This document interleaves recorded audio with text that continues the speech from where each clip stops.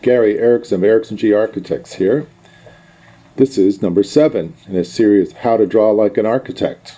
And today we're going to look at a special case in town planning, the themed retail town. The retail village in a Southern American town where a corporation and developer has a big interest in a town planning idea. So it's a bit of a corporate adventure, but we're going to look at how to take the zoning of this town and to systematize it, to give it a look or an appeal, so it's a destination. Now this is not the normal way retail's developed. Retail's developed as part of a citywide master plan that has to do with locating things in the city along certain large patterns, pedestrian paths, parking, residential areas. This is an isolated community somewhere in the U.S. It's called Las Lomas. Now, there's a few Las Lomases around, so I don't want to give it away which way, but it's not important because this was done before 2008, and like many of the things that I've designed for developers, maybe it didn't happen, maybe it did. But it's irrelevant for this exercise because you're going to see in the next 15 minutes a way to develop this specialized zoning, to give it a look, to give it a feel, all in just a couple of drawings. Some of them are kind of laborious and detailed and very broad brushed at the same time. The idea here is to create a destination. Thanks. A destination where instead of going to other options, this town brings people there for a walking experience. Americans call it a walking town, as if that's something that doesn't happen very often in the States. In Canada, it's pretty well walking everywhere, but in the States, because there's so much driving, it's such a large country with a spread out population that walking maybe isn't so common. So this is a walking town, and it's set up so that making walking interesting.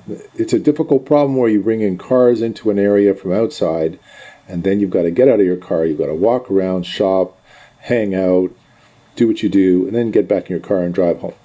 Not that there's some people who don't live there, but it's not a large part of the population. This is mostly like a retail town. It's an interesting idea that's above and beyond the retail mall. In the retail mall, you've got a centralized shopping building or buildings, and outside is the sea of parking. Now this is an inversion of that, where the parking is actually in courtyards, and you come out of the courtyard and then you walk around normal streets. So it's street type retail, but serviced by parking behind the building, just like a normal town. Only, of course, a lot more parking, a lot more walking, a lot more density retail, so it's a more interesting experience for everybody because there's more going on. And maybe there's less walking to do because you can only walk so far before you get too tired, your feet hurt, you can't carry things. So there's some very strong proxemic issues about distances here. But we're going to look at just the look and general town planning drawings. I'm going to show you, of course, they're my originals. Some of them are really sketchy. So they're not all finished. Like this one here is just a look in the center of a pedestrian street in between two parking garages lined by retail boutiques. And you can see that it's Adobe-esque construction. And that's because it's quite southern, so there's an illusion that it's facing south. It's facing toward a tropical or a Caribbean or a Mexican or many influences that are combined with American capitalism. Interesting idea. So like many other things that are themed, it always links itself to other traditions, other peoples, other details, and you're going to see where they come from. So here we are. Now this is the first drawing. It's that little look. Now the drawing style, this is just done with a pen on a piece of trace paper, and it's printed on watercolor, and then it's markered. The sky is markered, And the colors are put in with just a little watercolor tray.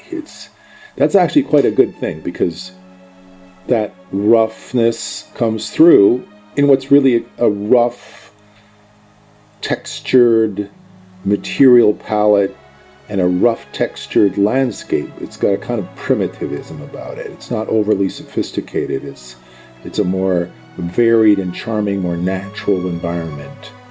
So you see like a central tree. Now this is done with the kind of gesture you can draw with a tree, very brutalized, slashed lines, and up the tree is this broken pattern, and you're supposed to be thinking of the texture of bark of palm trees, that really rough, really dry touch and feel and look of that going up the tree. And at the top is that explosion. Everybody knows, of course, the palm leaves. That shaded element, very important, right? Sun's so bright. Now at the bottom, you get the planter. Now the planter is at off axis because you don't want, like again, it's supposed to be charming. It's supposed to be organic. So why would you have a planter on axis? That's gonna look like a grid. You don't want that. You don't want the grid. You want to subsume the grid.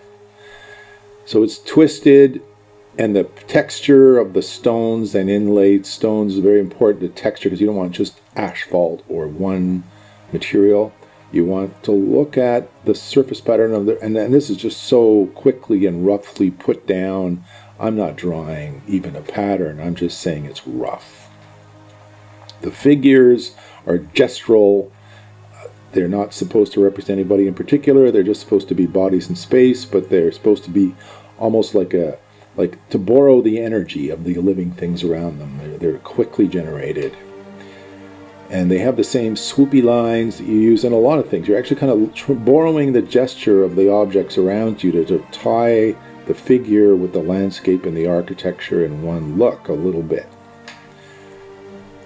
Now around it you're going to see the retail stalls, and the shopkeepers are there. It's almost getting to be kind of like a story at this point.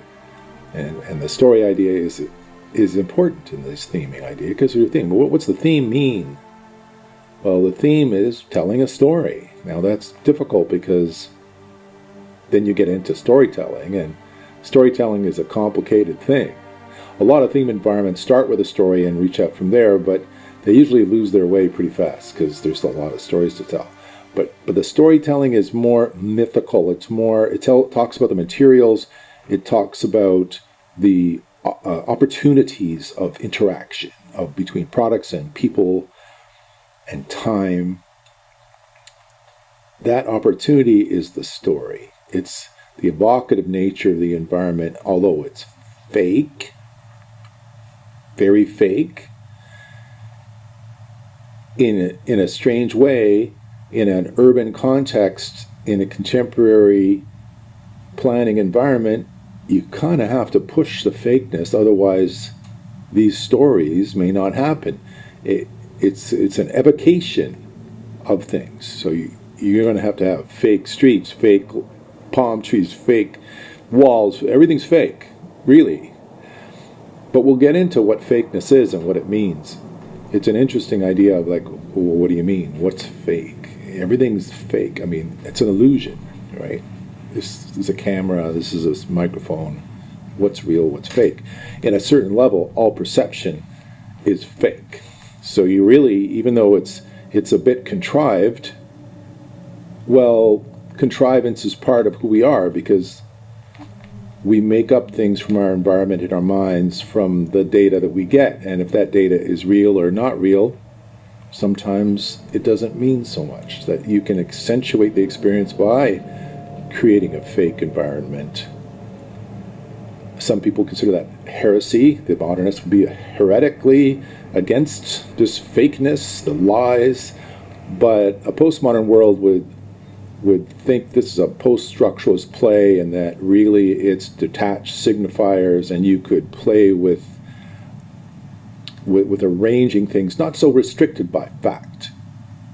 Okay, and the theming environment is like that. These are detached things, retail objects that have meanings in a fake space. Now, and of course, everything's done like, oh, it's got to look real, but people know.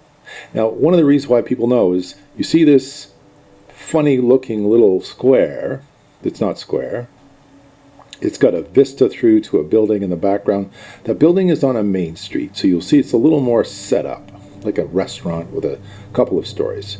And it's almost like you're looking at the back of the buildings on this side of the street. Some of them have round windows, okay, because it's that Adobe thing. It doesn't have to be square, it can be round. Roundiness is part of it all, rounded corners, rounded tops. And a celebration of rooftops, like things sitting on the roof, structures suspended on the roof, giving shade, landscape on the roof. Why? Because outside living is so important. You want to be outside, it's beautiful, it's warm, it's sunny. Outside living is just as good as inside living. And that's the part of the climate, part of the opportunity here. A lot like that British Columbia type idea that where outside living is important. So the big holes, what do they mean? Well, the kind of gesture I'm using here is it's a certain kind of arm movement. This is an import from fine arts. This is a abstract surrealist line, and it's not that controlled. You can wing lines on paper, and you don't have to over control things. And it can happen that these accidents are happy accidents. And in this sketch, I just blew this off in 15 minutes. So there's a lot of happy accidents here, but they all refer to precedents, all well known. And sometimes it's better to have these accidents because it opens the sketch up to possibilities, like looking through a hole at something. Like on the left, you have a second story, and there's a hole there, and there's a little person looking back at you. Well, what is that? What's up there? Well, actually, I'm going to show you what's up there in the next sketches. We're just going to look at all the planning areas that this addresses. So let's go there now. Now, this is the kind of broad brush conceptual setup. I'm saying there's a Mexican village, and then there's a Med-Rev, or a Mediterranean Revival village. There's two prototypes. There's different ways that buildings and open spaces are arranged, and I'm going to breed them together. I'm going to crush them together because I want the benefits of both. I want the benefits of that organic, informal environment with that low-tech feeling, and I also want the benefits of the organizational nature of a Mediterranean Revival village. I want streets defined. I want lined up houses in rows. I want a palette of facades. So that says civilization a little more, whereas the previous one is about warmth and immediacy and a casual nature. So I want them both together. Now, this is the kind of sketch usually you don't see, but it's just the way things were done. I think today people are more computer oriented. They're just going to start with a site plan and start slapping things down. But before computers in the BC days, we used to just draw things on stretch paper. I don't know, I feel funny saying that, but yeah, maybe we just draw things on sketch paper. And we would just put on, these are the commercial streets, like the Mediterranean Revival Village has commercial streets, and it has parking zones. But where are the village? Well, there's pedestrian cut-throughs that go through the building masses to cut down the interblock distance. And this is an old Jane Jacobs idea where you split the city walking distances up into a finer grain to allow people more options. So they don't have to walk one way when you tell them to walk. They can choose a more random pattern. So this central spine you'll see that is the little walkway we previously imaged. And along there, and I'm gonna put it right there in the middle of the screen on the right, is the little square. And you see behind that wall are parking, 2 stories of parking. Where's the parking, right? It's not on the street, it's not surrounding the place. It's right there behind the shops. The challenge is you've got to get people out of their cars safely. And of course they're in shade, which is a really good idea. Then the southern US, it gets really hot, so you want to shade your car. So this, right away, a parking garage has some benefits. But you want to keep the distances short, and you want to entertain people on the way. Like they're going to be getting out of the cars and they're going to be walking to their shop. But right away, there's little shops, there's landscape opportunities, there's seating opportunities. It's not just, okay, everybody, take your shuttle bus to the retail store. Now you get to walk a bit. So that's the formula, okay? There's different scales of things at different times. Now this takes restrictive zoning. So you're going to have to lay out in the restrictive zoning what kind of roofs you're going to have, what kind of landscape elements you're going to have. Even though it's informal, it can still be controlled because you don't want to blow the mood. You don't want things to be floating in from outer space and saying, oh man, I want a spaceship here. Oh yeah, well that's not really going to work. I want a corrugated roof. Oh, well, not so much. I want a tile roof. Yes, tile roof. So it's a matter of patterning it in a small level. You can do things. Now at the bottom you're going to see a square of the sketch, and this is done in 2006 to give you an idea. There's a square, and it's a big landscape, and it's got it turns out to be a theater building to address it. So there's a kind of a larger performance space at the bottom of an axis, bottom of a tree-lined double row of tree streets with a central median. That's kind of a larger, more dramatic organizational element. So I'm going to see that. Here we go. Now this is a picture that I use. It's an old picture, but it's what I was talking about in terms of, little roofs, little stalls, a walkway, some texture paths. But you look at the picture, it's a much more rigorous, much stronger grids. And I don't break that right up, because it's going to get boring. It's going to be repetitive. And those little shops, you can't see what's in there. You want to be able to look at them and see them almost like you've got your hand right in there. You don't want them behind a row of columns. It's layering. It's bad. You want to bring them out. So that was a precedent image, but it was only halfway there. We had to work with that. And I'm critical here. I'm saying the lights aren't great on the right-hand side. There's glare in your face, not a good thing. So the lighting has to be integrated with the landscape. Especially at nighttime, you can imagine how beautiful that central tree would be if it was uplit. And then the light from the tree would indirectly light the space around it. Oh, gorgeous. Come on. But these little ball things, no, not great. Too mechanized. So let's go on the next one. Now, these are a couple of renderings of some of the buildings in the town, and it's going to be, these are my watercolors done with some Photoshop, but mostly watercolor, hand water. I don't do this anymore. It's too laborious, takes forever, and nobody has patience. To put 20 layers of blue on the sky, no one has patience, but, well, they're there, and this is a hotel concept. It's a heavy, monumental look, and it's got that Miami Vice feeling to it. It's really kind of like that. And there's some structural elements in there. Okay.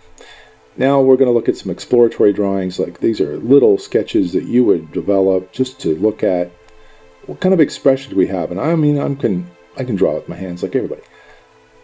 But it's about taking your gestures and your immediate ideas seriously sometimes. That you would just build layers and trying to develop an idea and not just cut and paste things from other places, but really try to find something original. Not easy to do today. And today, especially that the art of hand drawing and hand design and creativity has gone the way of the dinosaur, and I feel people are just cutting and pasting a lot. This kind of like original expression may not work. Now this one here is that theater district with a space. I'm so-so about it. I mean, it's okay. It just looks a little old, and I wouldn't want to tolerate that today, but back then it was okay because it was looking at a more antique expression. I think today I would put more attention into detailing and more attention into decoration. Not so many big white blob buildings, but really complicate things a bit. And here would be a street, that double-line street going up the middle that you saw in the original sketch, the site plan. There is some character. You're talking about 4 stories with a rooftop expression, and you have opportunities of corner entrances with signage. These are kind of architectural terms, right? I'm going to throw some at you.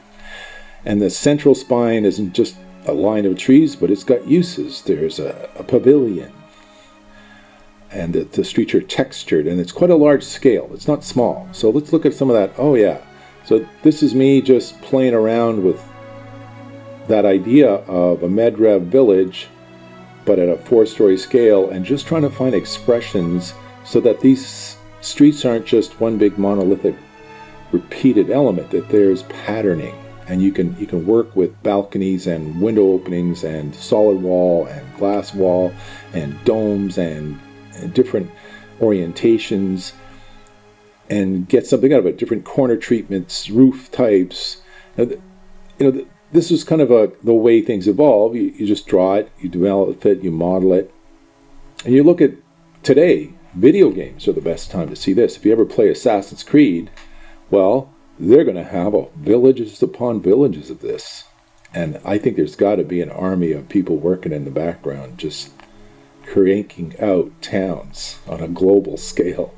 It amazes me that what I would push out in terms of sketches is done so often and so well by the video game industry. I'm in awe of how every little detail is really so well researched. Ubisoft does an amazing job at this. I don't know, maybe they might find this interesting. They could grab my Mexican village, but I think it was done already in Assassin's Creed in the Caribbean version, Black Flag. Those are gorgeous towns. So this is my little town, and there is an integration of more modern scales. Like on the right is a retail entrance. It's a little higher, it's a little more contemporary, and upstairs is, those are pretty modern ideas of a multi-story frame. It's not just traditional. So there's some cooking of things, but it's not trying to be ironic and postmodern. That is where you start to take motifs and corrupt them and flatten them and explode them and work with and blow them up, different scales. You're trying to kill the references. Well, I'm actually embedding those references in here with the contemporary ideas. So I wouldn't consider this a postmodern at all. This is different, okay? This is town design. Now here's an example of some facades. I was saying, okay, how do you take the cadence of a structure, which is a 9-meter grid, and these things are all done on very, unfortunately, modular structural construction. Nobody's going to really do different grid sizes and usually things get pumped out pretty fast because there's costs here, really big costs. So it's going to be a 9-meter grid. We're going to divide it into parking spots, 3 meters. We're going to, that's going to project up the building most of the time, and it's going to create certain effects. So this is, okay, what can you do with your 3-meter grid? What little elements can you make in your 4-story facade? This is how it works. The different elements, there's a rooftop element. There's always something that says something about up there. You got a balustrade, although I don't know how easy it is going to be to get people on the roof. That could be just a vanity play, but maybe it's nobody on the roof. Maybe it's just a roof element. Maybe it's decorative. And there is a balcony hanging out the front, textured. It says balcony house, I guess. There you go. It's a way of breaking that massing down and adding interest. There's some arched openings at the bottom. That's kind of Mediterranean revival ideas. But on the right, you're going to see the same color palette, which is rusty and brown and terracotta, and it's going to be more contemporary. Okay, there's going to be more of contemporary feeling of large forms, Corbusian scoops. You can do it. It's okay. You can mix it up a little bit. It's not in the restrictive zoning. You don't want to be that restrictive. You don't want to be a houseman and say, oh, your balconies are this and your windows are that. There's opportunities, and there's an entrance with a circular window. That's kind of funky. I like that. And more sketches. Okay, I'm throwing them at you here. What is it like on a street? A street of 4-story elements with retail and residential above. What can we do with that? And this is how they're drawn. They're drawn as quickly as possible, because you may have to do, 30 of them. So, you may not have a lot of time as usual. So, going too far there. So that is the little Southern American town. And let's go back and cap up what we've learned today. What have you learned today?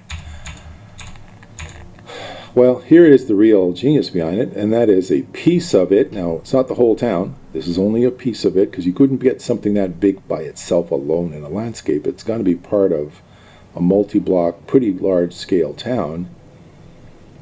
maybe the whole town isn't restrictive zoning, or maybe one part, maybe just the retail part. It's okay. It's just a concept. Central access, large scale. At the bottom of the actress is a gathering place with a theater addressing it, water features. On either side is retail opportunities as an asymmetrical shapes. And through the middle of it is pedestrian walkways where you can access vehicles and bring people to the street. Got nothing more to say about that. Okay? So this is where we started, and thank you for coming. I really hope you enjoyed my little exploration. Feel free to scroll around and take a look at these again if you feel they're interesting. And I'll see you next time for how to draw like an architect.